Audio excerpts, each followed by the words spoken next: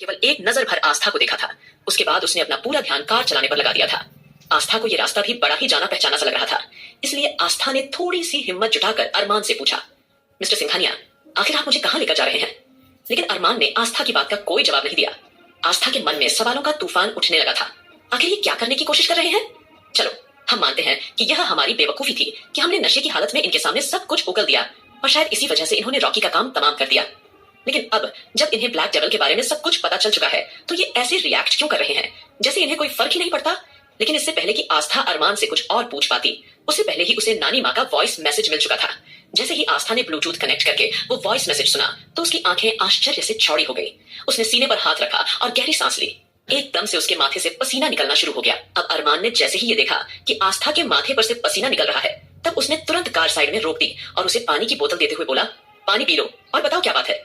ये सुनकर आस्था ने गहरी सांस ली और बात बदलते हुए बोली, मिस्टर सिंघानिया, पहले आप मुझे यह बताइए कि आप मुझे कहां लेकर जा रहे हैं। उसके बाद ही हम आपको बताएंगे कि आखिर बात क्या है। इस पर अरमान ने अपनी आंखें कसकर बंद की, फिर अपनी 2 उंगलियां माथे पर लगाकर हल्का हल्का रब करने लगा। अरमान के चेहरे के एक्सप्रेशन देखकर आस्था और ज्यादा घबरा गई और वह अपने होंठों चबाते हुए मन में बोली, आखिर यह मिस्टर सिंघानिया को हो क्या गया है? यह हम पर इतना गुस्सा क्यों कर रहे हैं?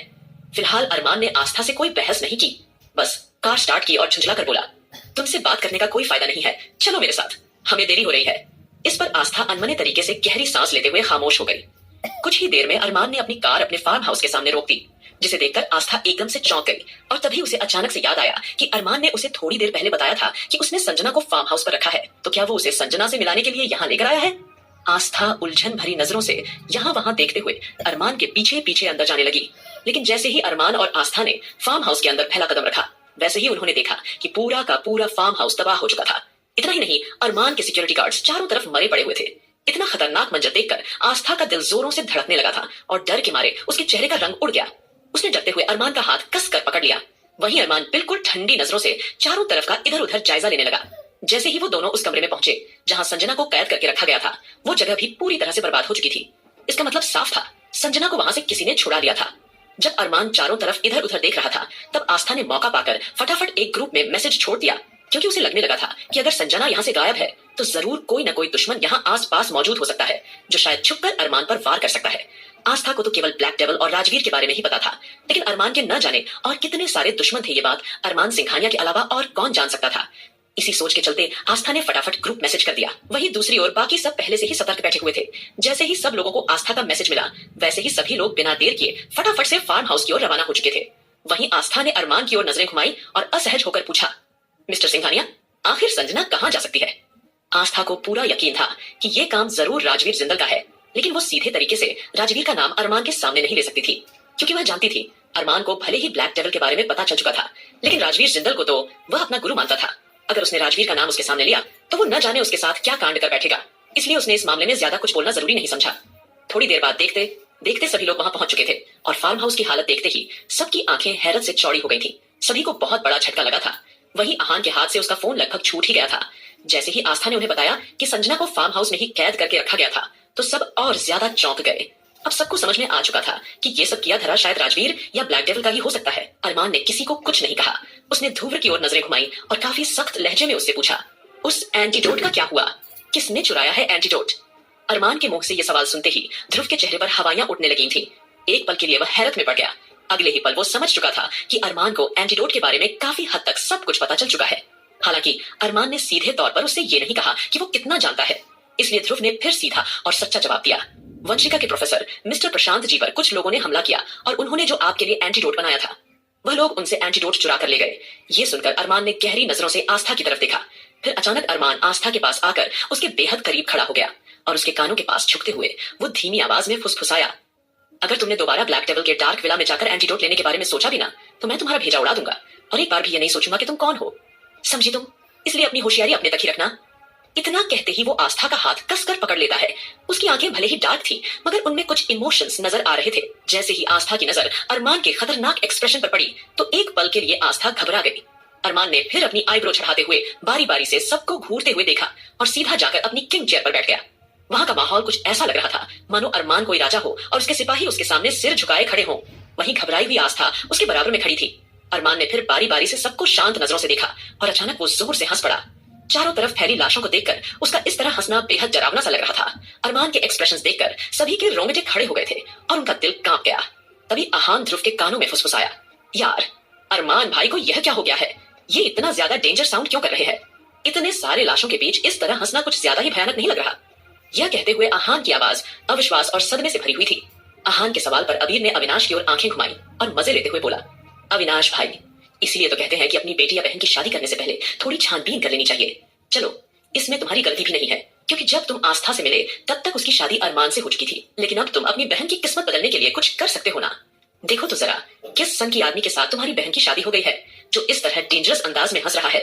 अविनाश ने गुस्से से अबीर की तरफ देखा। उसे थोड़ी झुंझलाहट महसूस हुई, लेकिन वो चुप रहा। वहीं आकाश और सुमित थोड़े आगे बढ़े और अरमान को देखते हुए बोले, अरमान, क्या हो गया है तुम्हें? तुम इस तरह क्यों हंस रहे हो? Behave yourself. हमारा पूरा फार्म हाउस तबाह और बर्बाद हो चुका है। हमारे इतने सारे आदमी मारे जा चुके हैं और तुम यहाँ इस तरह से हंस रहे हो। आखिर तुम ऐसे रिएक्ट कैसे कर सकते हो? बोलो, जवाब दो। आकाश का सवाल सुनते ही अरमान एकदम से उठ खड़ा हुआ।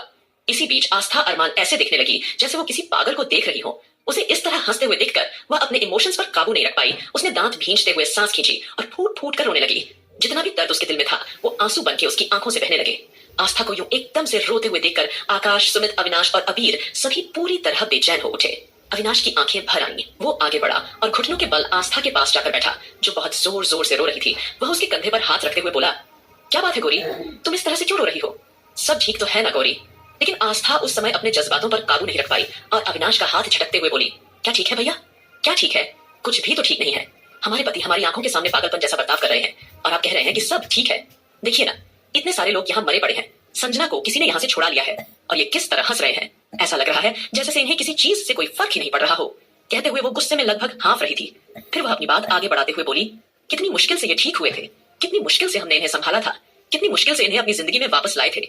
इनकी यादें जाते ही सब कुछ फिर से तबाह हो गया। हमारे पति कहीं खो गए हैं। आप नहीं जानते भैया, हमें उनके बिना कैसा महसूस होता है। हम उनके बिना नहीं रह सकते, लेकिन अब इन्हें देखकर हमें डर लगता है। एक अजीब सी घबराहट होती है। आपने इनका बिहेवियर देखा है? अरमान को आस्था की आवाज में गुस्सा और बेबसी दोनों सुनाई दिए और उसका मन थोड़ी देर के लिए बेचैन हो गया और वो बहुत ध्यान से रोती हुई आस्था की बातें सुन रहा था। उसका दिल पूरी तरह टुकड़ों में टूट रहा था, लेकिन फिर भी वो अपने चेहरे पर कोई भी इमोशंस आस्था को दिखा नहीं पा रहा था। कुछ तो ऐसा था जो उसे आस्था के करीब जाने से रोक रहा था। वहीं अबीर अब खुद को रोक नहीं पाया और अरमान की तरफ जलती आंखों से घूरते हुए बोला, पागल हो गए हो अरमान सिंघानिया। समझ नहीं आता मैं तुम्हें क्या बोलूं। तुम ऐसा बर्ताव कैसे कर सकते हो?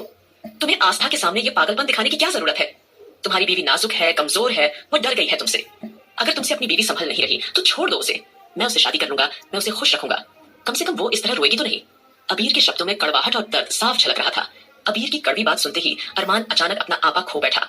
उसने झट से अबीर की गर्दन पकड़ ली और उसे दबाने लगा। आकाश, सुमित, ध्रुव और आहान फटाफट हरकत में आए और चारों तरफ से अरमान को पकड़कर उसे छुड़ाने की कोशिश करने लगे। सब उस पर चिल्लाने लगे, अरमान भैया प्लीज छोड़ दीजिए, मिस्टर राठौर की जान चली जाएगी।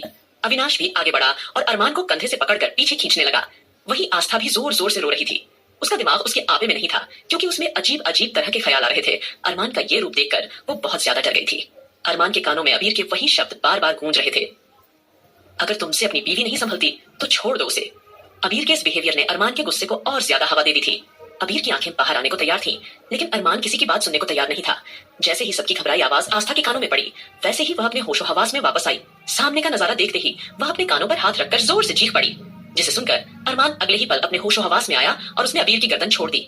आस्था फिर अरमान पर लगभग बरसते हुए बोली, आप इंसान नहीं है, आप एक हैवान बन चुके हैं। हमारे पति हमारी आंखों में दर्द बर्दाश्त नहीं कर सकते थे। आज हमें इस हालत में देखकर भी आप शांत हैं। आप हमारे पति नहीं हो सकते, नहीं हो सकते। मुझे आपसे नफरत है, सिर्फ और सिर्फ नफरत।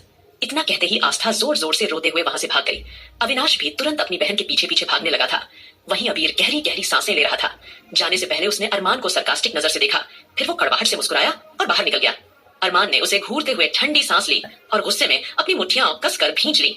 सुमित अरमान को देखते हुए रूखेपन से बोला, तू आखिर करना क्या चाहता है? हमें लगा था कि तेरी यादें वापस आ गई हैं, या फिर तुझे सारा सच पता चल गया है। लेकिन ये सब क्या तमाशा था अरमान? तू क्यों अपनी और आस्था जिंदगी की मुश्किलों को और बढ़ा रहा है? आकाश और सुमित अपने अपने तरीके से अरमान को समझाने लगे, लेकिन अरमान ने हवा में हाथ आगे बढ़ाकर उन्हें कुछ भी कहने से रोक दिया। बस बहुत हो चुका, अब तुम सब यहाँ से चले जाओ, मैं कुछ देर अकेला रहना चाहता हूँ।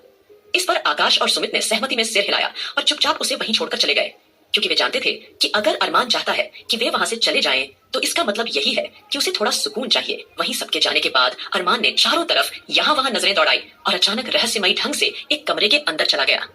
आगे क्या होगा